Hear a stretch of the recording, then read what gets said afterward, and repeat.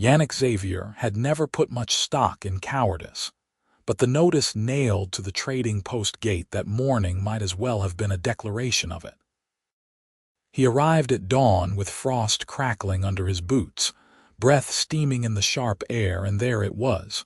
Fresh paint on raw pine, the letters bold enough to shame anyone who could read. No orcs pass the gate. He stared at it for a long moment, his jaw working, then turned to unlock the storehouse and found her. She stood 20 paces back from the gate, green-skinned and frost-rimed, her breath rising in pale clouds.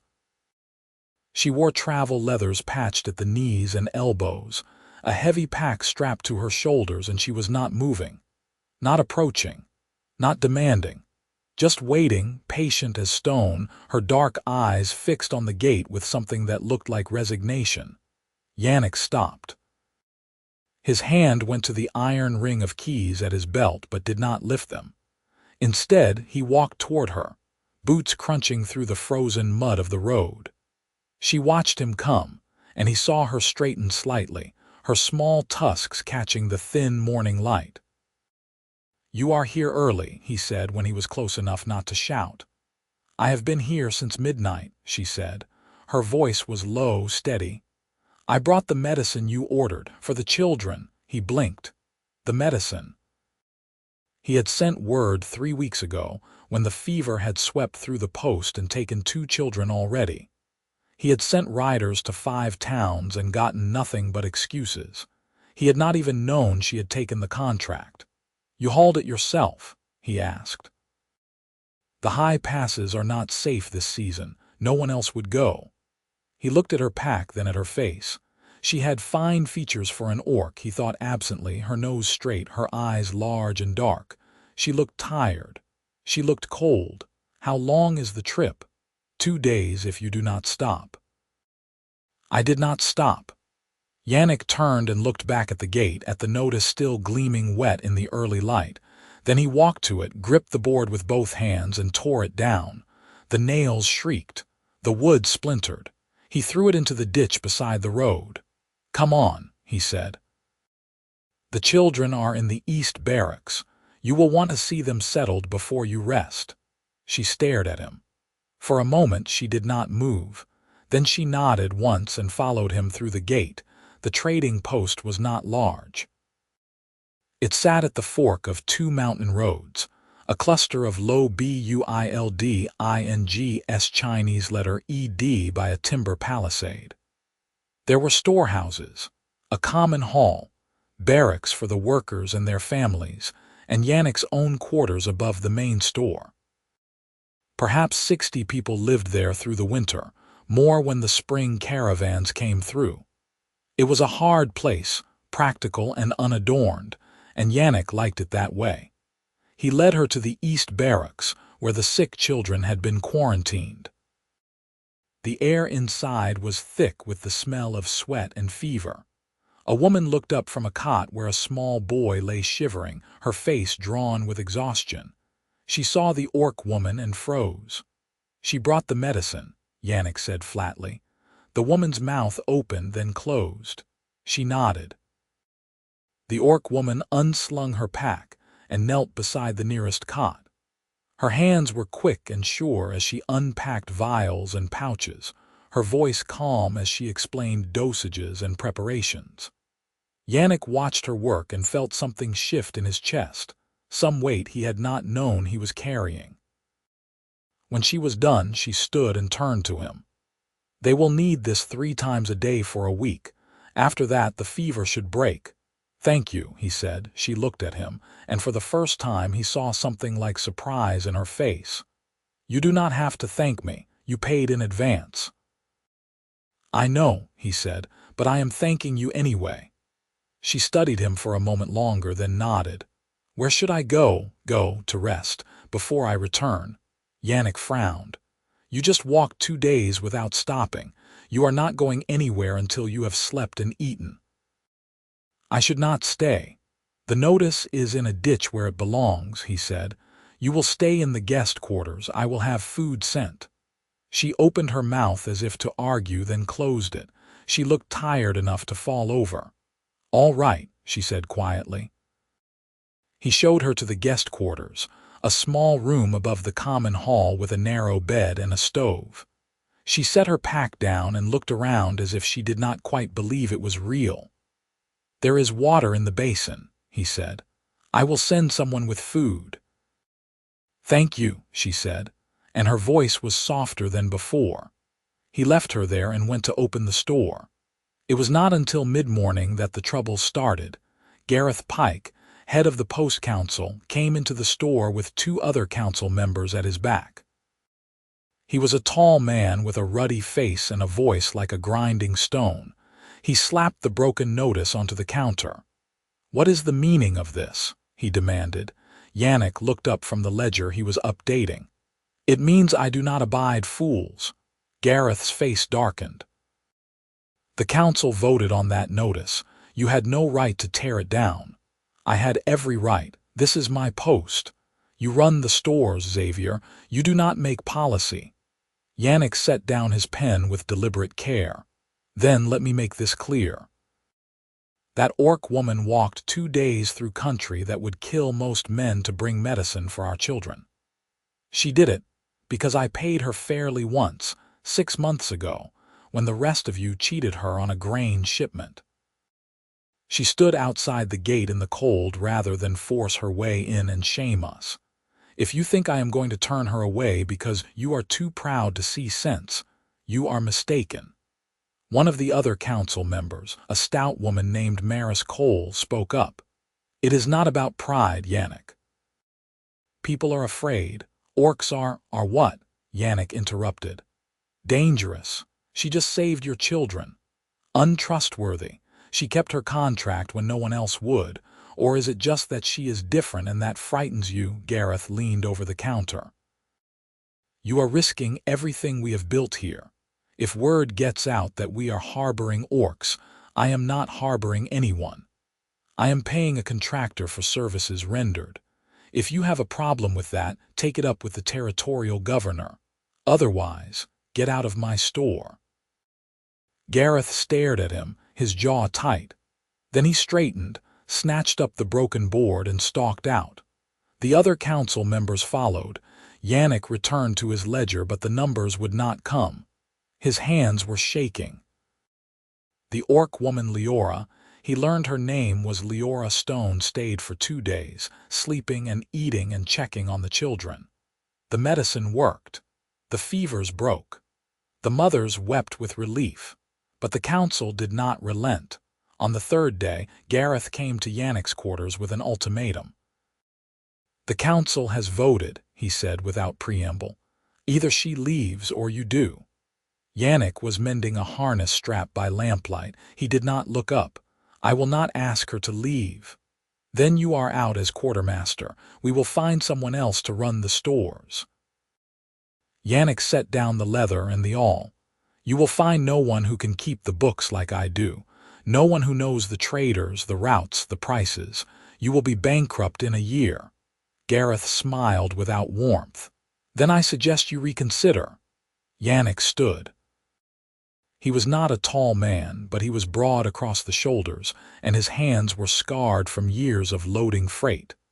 "I am not reconsidering. If you want me gone, you will have to throw me out." Gareth's smile faded. So be it. It was not as simple as Gareth had made it sound.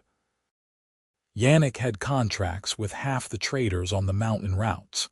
He had built the post's reputation on fair dealing and honest weights. When word got out that the council had forced him out, the traders began to talk. Some of them stopped coming. Others raised their prices. Within a week, the post was bleeding coin. Liora heard about it from the mothers in the barracks. She came to find Yannick in the storehouse where he was inventorying grain. "Is it true?" she asked. He glanced at her, then returned to his counting. "Is what true?" "That you lost your position because of me." "I lost my position because Gareth Pike is a fool. That is not an answer." Yannick set down the sack he was holding and turned to face her. "Yes, it is true." She looked stricken. "Then I will leave." "No." Yannick, no, he said again, more firmly. This is not your fault. This is theirs, and mine for not standing up to them sooner. You have given up everything for me. I have given up nothing that mattered. He stepped closer, his voice dropping. Liora, 6 months ago you came here with a wagon load of grain. The council tried to pay you half what it was worth, claiming the quality was poor. It was not poor. It was the best grain I had seen in years. I paid you the full price out of my own pocket. Do you remember what you said? She hesitated. I said you were an honest man and that honest men were rare. You also said you would remember it, that if I ever needed anything I should ask. Yes. Then I am asking, stay. Not because I need your help, but because I want you to, because this place is better with you in it. She stared at him, her dark eyes searching his face. Why? Because you are good and brave, and I am tired of pretending that does not matter. For a long moment she did not speak. Then she reached out and took his hand. Her fingers were warm, calloused. I will stay, she said quietly. That was how it began. Autumn turned to winter. The post's fortunes continued to decline. Traders came less frequently. The storehouses began to empty. Gareth and the council tried to hire a new quartermaster, but no one would take the job, not with Yannick's reputation hanging over it. The post was dying, slowly but surely, and everyone knew it. Liora stayed. She worked where she could, hauling freight, repairing wagons, helping in the kitchens. She did not ask for payment. She slept in the guest quarters and ate in the common hall, and slowly, grudgingly, the people of the post began to accept her. The children loved her. She told them stories in the evenings, tales of the high mountains and the creatures that lived there. She taught them to carve wood and to track animals. She was patient and kind, and they followed her like ducklings. Yannick watched her and felt the weight in his chest grow heavier. He was not a man given to sentiment. He had spent his life moving freight, balancing books, making sure that goods went where they were meant to go. But Liora was different. She made him want things he had not wanted before. A home. A future. Someone to share it with. He did not tell her. He did not know how. Then the sickness came back. It started in late autumn, a coughing illness that spread through the post like wildfire. At first it seemed mild, nothing worse than a bad cold. But then people began to weaken. Their lungs filled with fluid. They could not breathe. The children were hit worst of all. Yannick sent riders to the nearest towns, but the passes were already snowed in. The medicine they needed was weeks away if it could be had at all. The post physician, an old man named Torvin, did what he could, but it was not enough. 2 more children died, then a third. The council met in emergency session. Yannick was not invited, but he went anyway, standing at the back of the hall with his arms crossed. Gareth stood at the head of the table, his face gray. We need medicine from the high passes. The herb that grows there, the one the mountain folk use for lung sickness. Without it, we will lose everyone. The passes are closed, Maris said. No one can get through. Then we are finished. Liora stepped forward. She had been standing in the shadows near the door, unnoticed until that moment. I can get through. Every head turned. Gareth stared at her. The passes are snowed in. It is suicide. I have traveled them in winter before. I know the trails. You would be alone. I am always alone. She glanced at Yannick, then back at Gareth.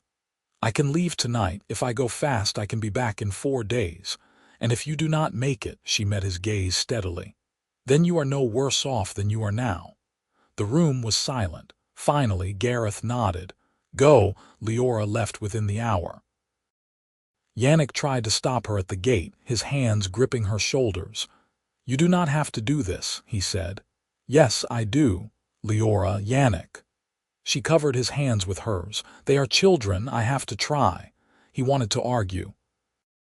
He wanted to tell her that she owed these people nothing, that they had treated her like dirt. that she should let them face the consequences of their own prejudice. But he looked into her eyes and saw the determination there, and he knew it would do no good. "Come back," he said instead.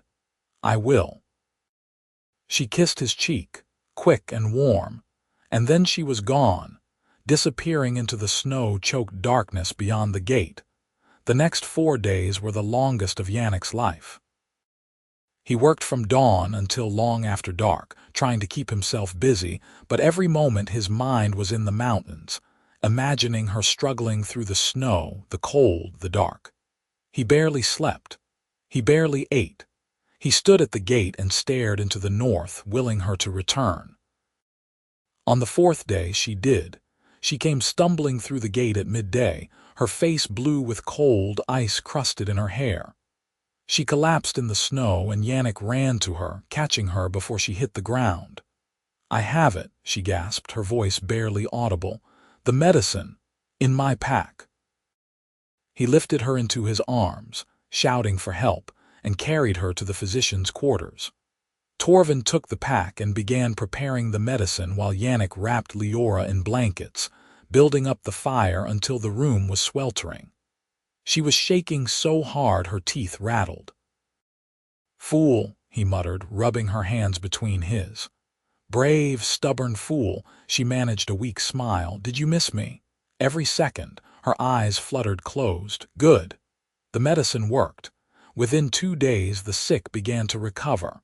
The children sat up, ate, laughed again. The color returned to their faces. Torvin declared it a miracle, but everyone knew the truth. Liora had saved them. The post's attitude toward her shifted overnight. The mothers brought her food. The workers thanked her in the common hall. Even the men who had grumbled about her presence admitted, grudgingly, that she had done what no one else could. Gareth came to see Yannick in the store a week later. He looked older than he had a month ago, the lines in his face deeper. "The council has voted to rescind the ban," he said without preamble. "Orcs are welcome at the post. We will be putting up a new notice tomorrow." Yannick looked up from his ledger. And we want you back as quartermaster." "What about Liora?" Gareth hesitated. "What about her?" "She saved this post. She saved your children. What are you going to do for her?" "She will be paid handsomely." "That is not enough." "Then what do you want?" Yannick set down his pen. "I want her to have a place here, a real place, not as a guest, not as a contractor, as a partner." Gareth frowned. "A partner in what?" "In the freight business. I am going to build a second storehouse inside the gate. She will run the high mountain routes. I will run the lowland routes. We split the profits." "You are serious?" "Completely." Gareth studied him for a long moment. Then he nodded slowly. "All right, you have the council's approval. Build your storehouse." Yannick stood and extended his hand. Gareth took it. The construction began in early winter. Yannick hired workers, drew up plans, and supervised every detail. The new storehouse would sit just inside the gate, a sturdy timber building with a loft for living quarters. It would have wide doors for loading wagons, racks for supplies, and a small office with a desk and a stove. Liora watched the work with something like wonder. She did not say much, but Yannick caught her smiling when she thought he was not looking. "You are really doing this," she said one evening as they stood outside, watching the workers fit the roof beams. "I am." "Why?" "Because you deserve it, because I want you to stay." He paused, then added, "Because I do not want to do this without you." She turned to look at him, her expression unreadable. "You are a strange man, Yannick Xavier," he smiled. "So I have been told." She stepped closer, her breath steaming in the cold air. "I need to tell you something." "All right.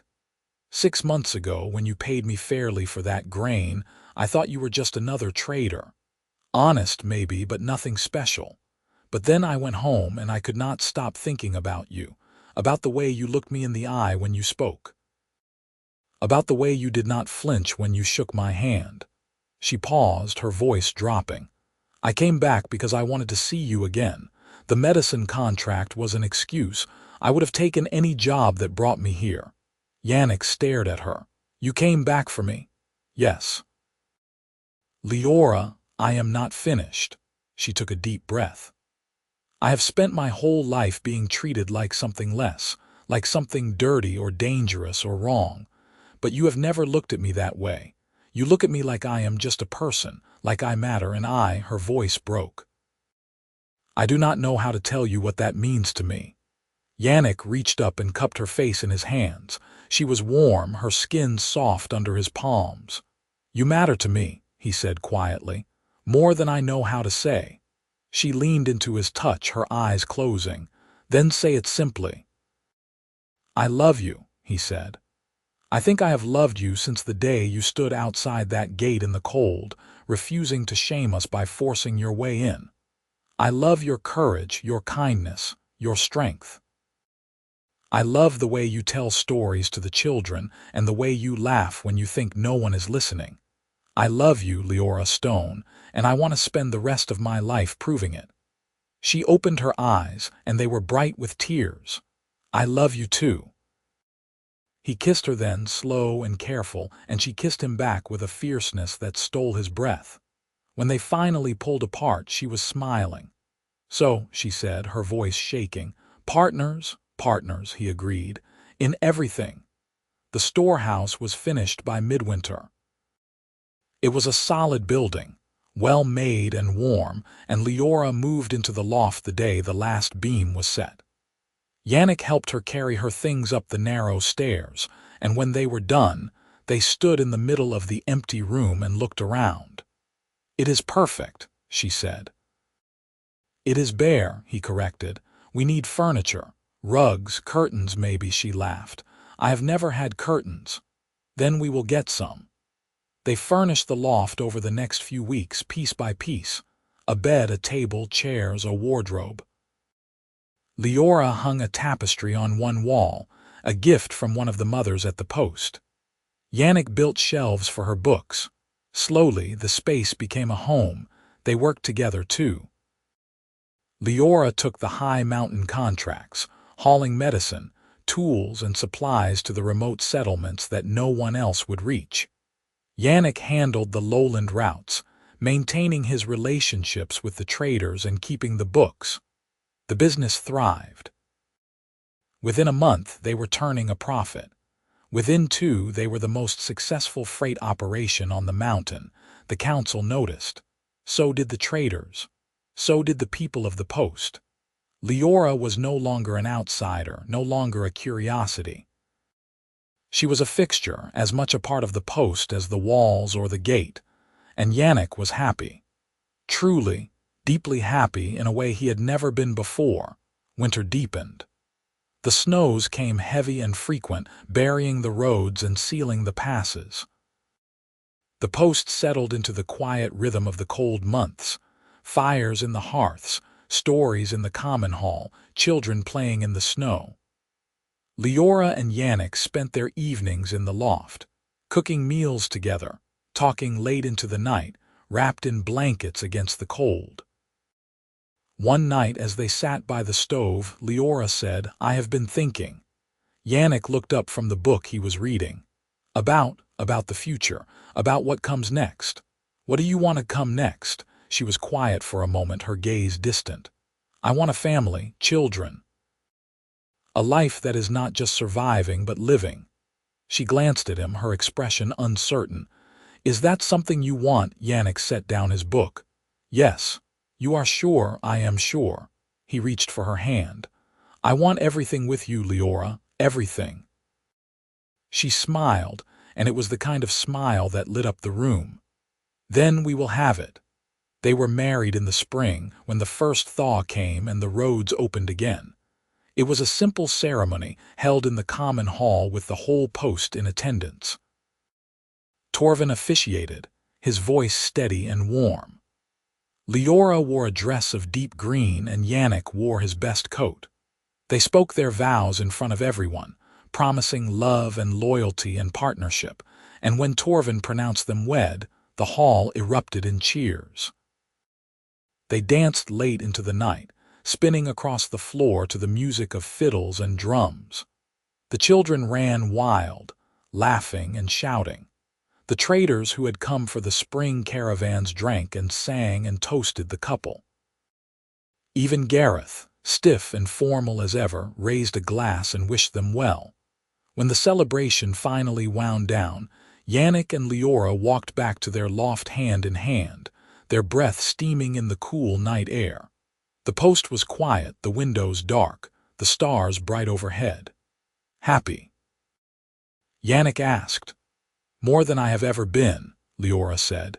They climbed the stairs to the loft, and Yannick built up the fire while Liora lit the lamps. The room was warm and welcoming, their home, and Yannick felt a contentment settle over him like a blanket. "Thank you," Liora said suddenly. He turned to look at her. "For what? For tearing down that notice, for standing up for me, for loving me." She crossed the room and wrapped her arms around him. "For giving me a home." He held her close, his face pressed against her hair. "You gave me one too." They stood like that for a long time, wrapped in each other, the fire crackling softly in the stove. Outside, the wind whispered through the palisade, and the first stars of spring glittered cold and bright. The seasons turned. Spring gave way to summer, and the post bustled with activity. Caravans came and went, traders haggled and dealt, and the storehouses filled with goods. Liora and Yannick worked side by side, managing the freight business and building their reputation. They were known across the territory now, the human and the orc who ran the best operation on the mountain. In late summer, Liora told Yannick that she was pregnant. He was in the office going over accounts when she came in and closed the door behind her. She was smiling, her eyes bright. "I have news," she said. He set down his pen. "Good news, I hope. The best." She crossed the room and took his hands. "We are going to have a baby." For a moment, Yannick could not speak. Then he pulled her into his arms, lifting her off the ground, laughing with pure joy. "Are you sure?" "I am sure. Torvin confirmed it this morning." "When?" "Early spring. March, he thinks." Yannick set her down, his hands on her shoulders, his eyes searching hers. "Are you happy?" "I am terrified," she admitted, "and happier than I have ever been." He kissed her forehead, her cheeks, her lips. "We are going to be good at this." "You think so?" "I know so." The months that followed were a blur of preparation. They cleared space in the loft for a cradle, which Yannick built himself, sanding the wood until it was smooth as glass. Liora sewed blankets and tiny clothes, her stitches neat and careful. The women of the post threw her a celebration, bringing gifts and advice and stories of their own children.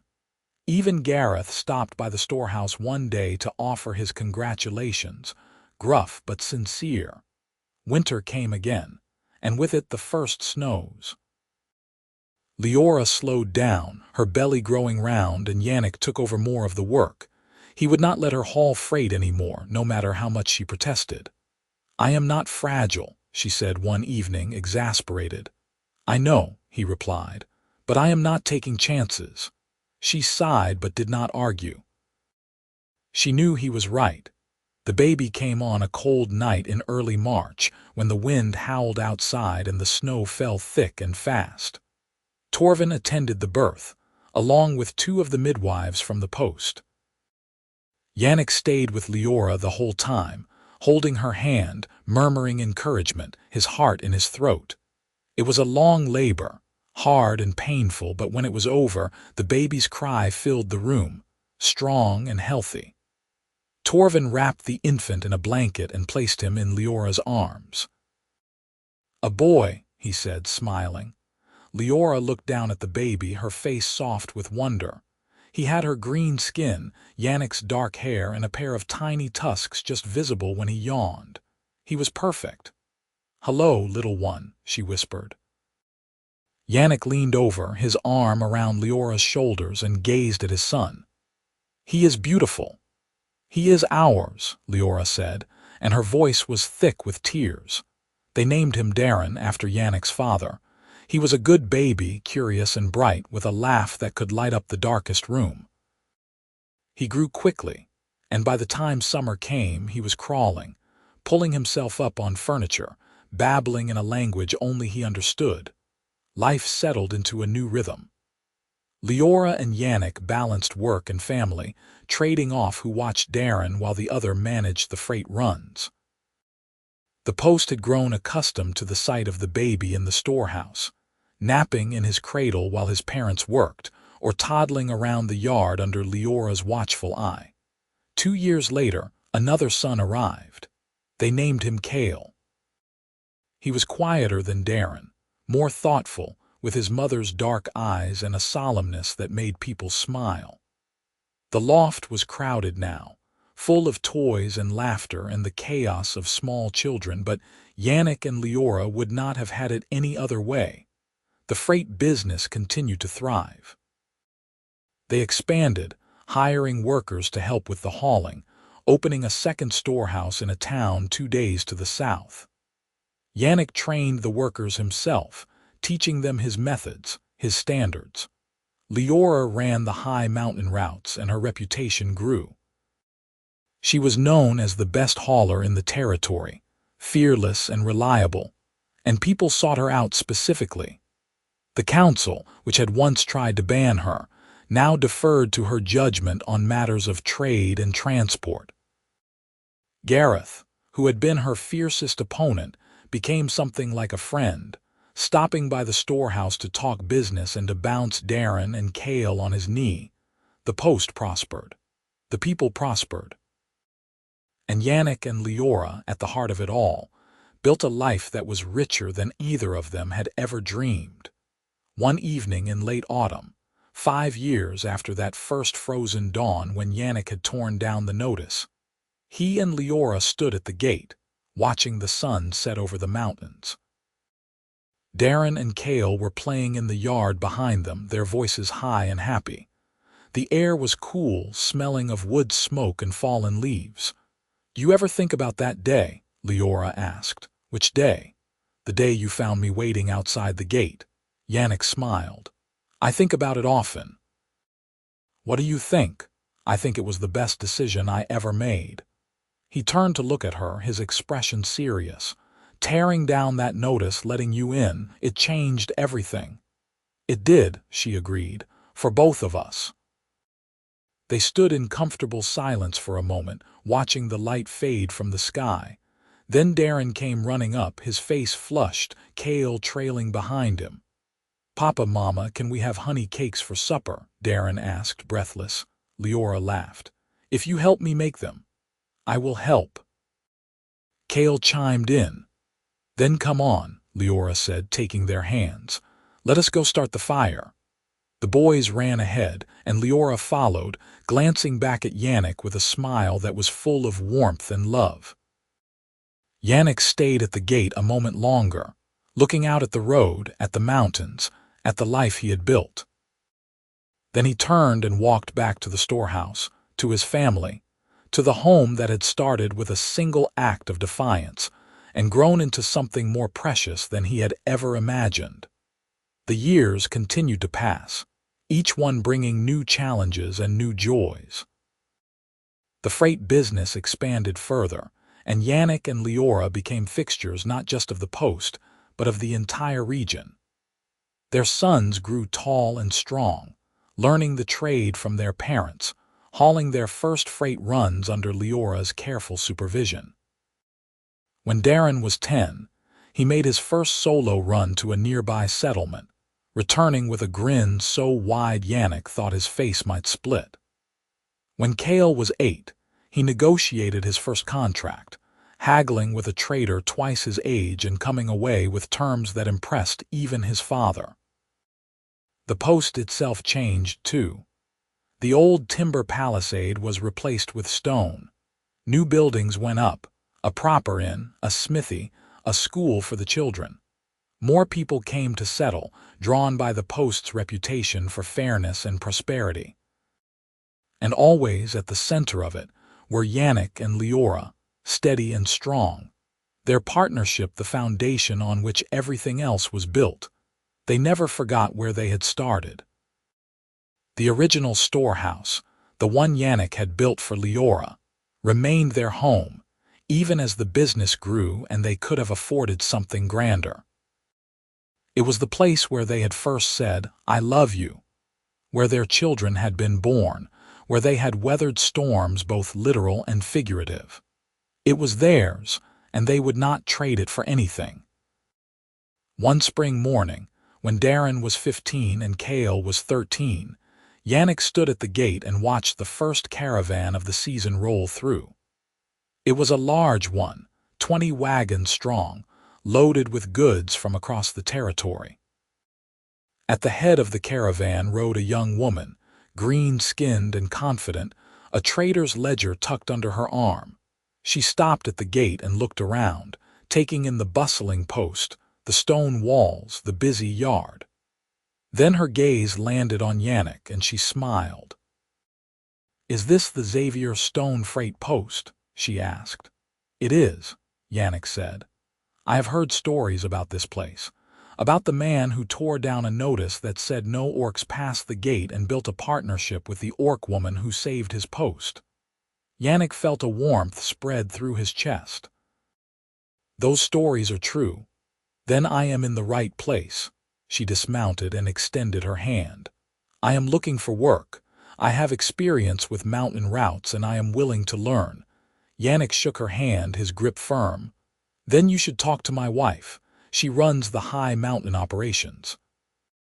Her office is in the main storehouse, just through that gate." The young woman's eyes widened. "Your wife is Liora Stone." "She is. I have wanted to meet her for years. They say she is the best hauler in the territory." "They say right." Yannick gestured toward the gate. "Go on through. Tell her I sent you." The young woman thanked him and led her horse through the gate, her steps quick and eager. Yannick watched her go, and a sense of satisfaction settled over him.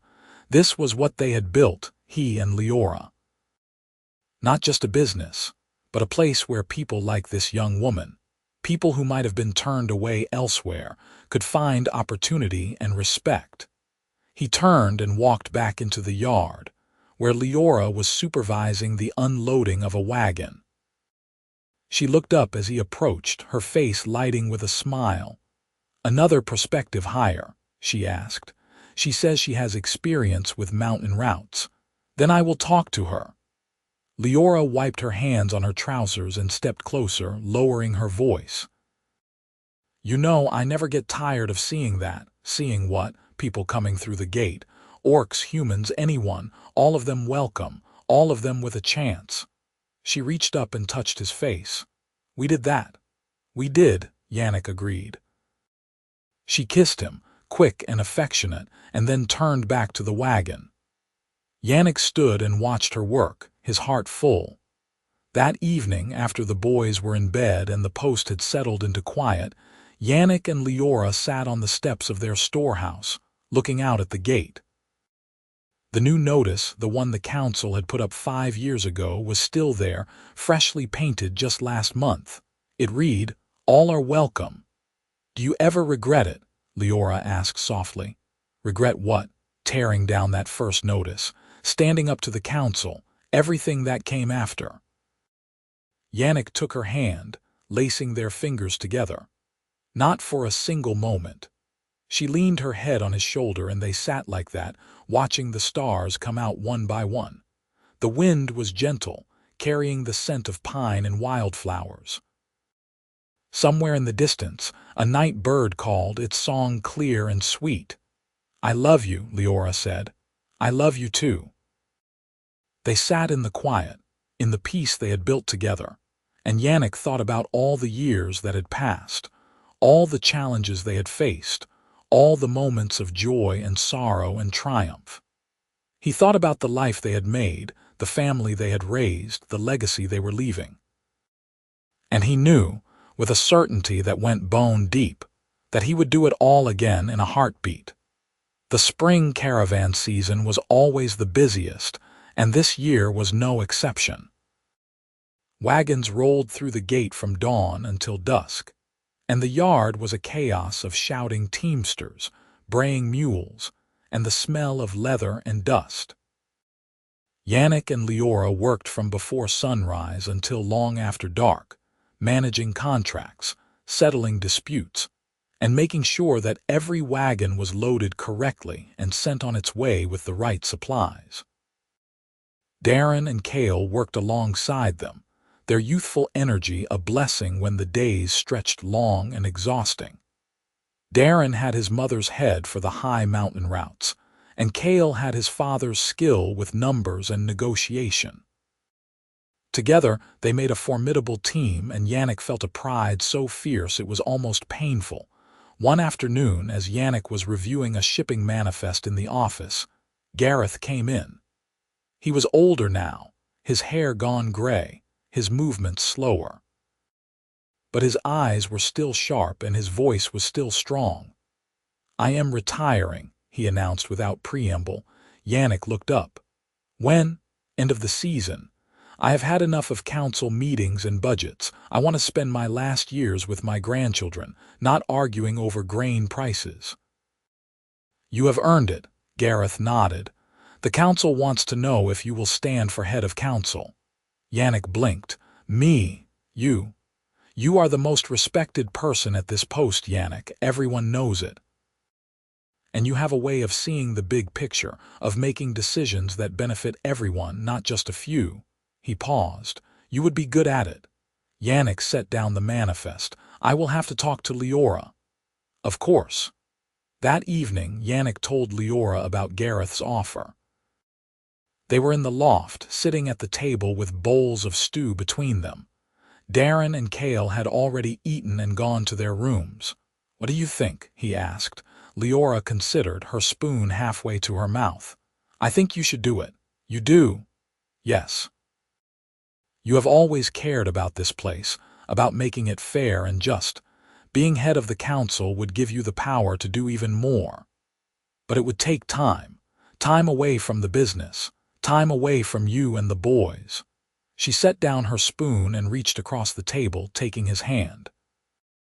"The boys are nearly grown. They can handle the business with me.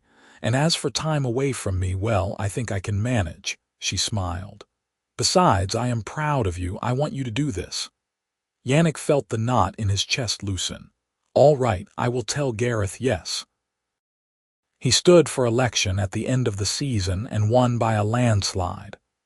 The people of the post trusted him, respected him, and believed in his vision for the future.